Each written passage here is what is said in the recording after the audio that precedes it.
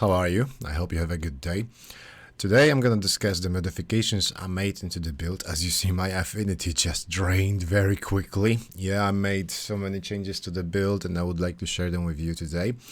The build is supposed to be prepared for the end game. As you see, I have two uniques that are essential right now, which is First Wave Quiltuk and the Trial. The Trial is kinda essential if you're aiming for the fast kills. If you would like to stack mobs at the boss and one-shot him, yes, that's really needed. You need to prepare for it, and most of the damage comes from the explosions that mini bosses have on their HP. The Trial Belt benefits from Mark of Impurity rune skill, which is not even placed on the bar, so you can modify it. And this is gonna be looking like that. My Mark of Impurity. And these are the nodes I'm currently using. And I do not use the spread on death because every hit I just mark enemies with the Mark of Impurity. So I do curse and improved damage, more vulnerable. And this is it.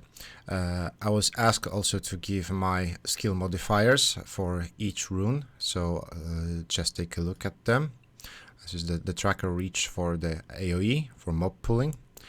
This is the Juggernaut I'm currently using to clear all the smaller mobs with one-shots.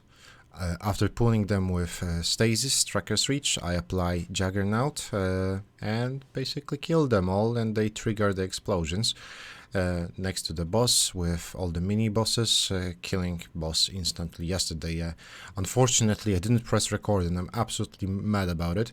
I killed the boss within like 2 seconds, and this is the Tracker's Reach for the boss. The bold move is important because it's the only possible way to attach Stasis to the boss. It doesn't respond to Unrelenting Hunt, unfortunately. And with the Tracker's Reach bold move, you need to stay away from the boss for like 2 meters in order to apply it, because somehow when you're next to the boss or underneath him, you're not able to apply Stasis with Tracker's Reach. And these are the modifications for the Bleeding Edge, like I said yesterday. And back to the topic.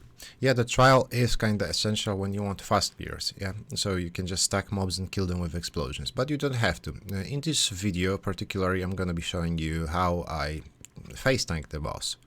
That's not a big deal, really. Just get a good spot, don't allow yourself to be kicked all over the place, back to the wall, Onyxia style, and yeah, you're ready to go. Just pull mobs with Tracker's Reach in order to have your Immortal Offering buffs all the time, and this is gonna work. Of course, without the Trial Belt, you will lose the curse stacks and the damage will be a bit lower, but you're still gonna be able to clear 187.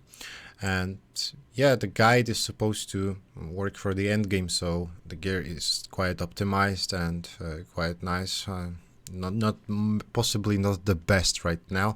I still miss a bit rolls. I don't need that attack speed, for an example.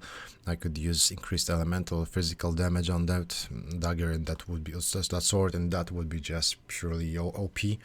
But I don't need that occult damage as well. Spelled critical chance score is not essential for me at all.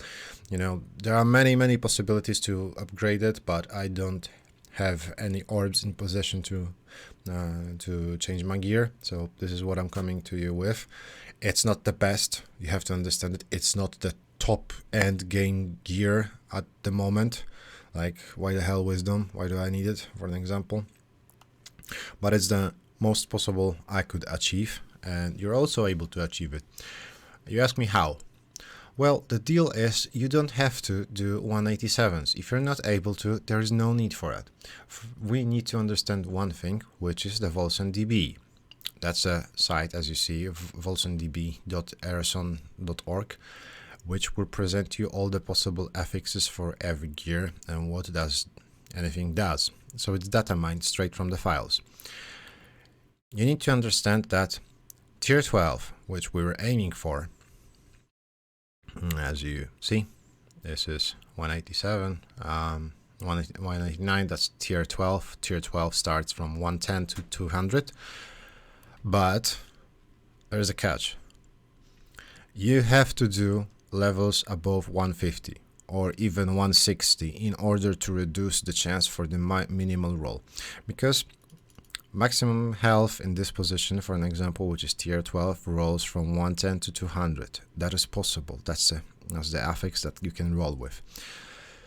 But there is a range between 110 to 150, as you see. That's 120. Yes, that's where we are at. 120 is within the range of 110 and 200, so you still can roll really low rolls. The health might be not that big, damage might be not that big. You have to aim for something which is like 160, 157, anything above 151. That will grant you the most possible valuable rolls for your gear. So in order to get ready for end game content 187, you will start from 150 above, and this is gonna be the Paragon difficulty 157. This is where you're gonna start from. Possibly the best option for you is 163 to begin with. Alright, so this is the gear. Some ask me to show me the gear. Basically, I'm aiming for the damage, rage and willpower, cost decrease, and resource generation. Again, damage, resource generation, also some cooldowns. I don't really need that, but that's fine. Again, damage, rage, willpower, material, ailment chance, material elements chance score. That's not really essential for me anymore. Rage, willpower, this is the quill it took. Transfer time decrease. So look at this. Just one shot. And this is the end game. You have to aim for it. You have to aim for the best items in order to be the best possible version of the build for yourself and to progress. This is the natural wave of progression. And when it comes to the build, I made few changes. Those changes are, these nodes are taken out. I opted into more dot build. So instead of taking this path straight down and prod reprisal, which was causing me to desync quite often, and it appears that mathematical counter doesn't apply rend damage.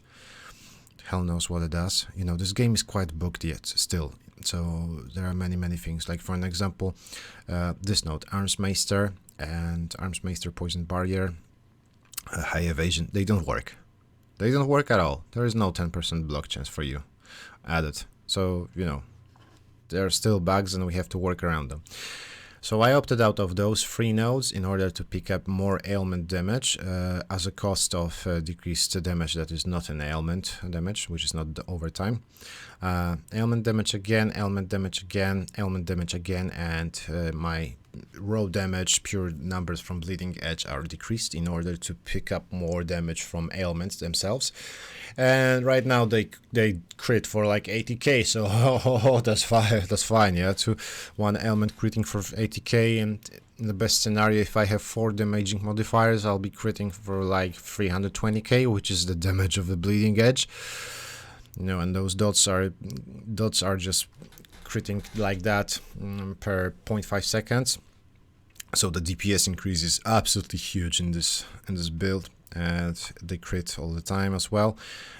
So yeah, I've opted out of these nodes and I went without prod reprisal, put some nodes into the damage for ailment, and I also picked up the Plague Bringer, which was giving us health increase, health leech basically, and nothing more changed than that. I'm gonna ding soon, level up, and I'm gonna have Frenzied Blows at level 80, and yeah, that's all.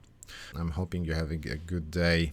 Enjoy the game, leave me some feedback and tell me what you would like me to discuss in the future. And if you have any questions regarding the build, go ahead, I'm here for you. Have a great day, bye bye.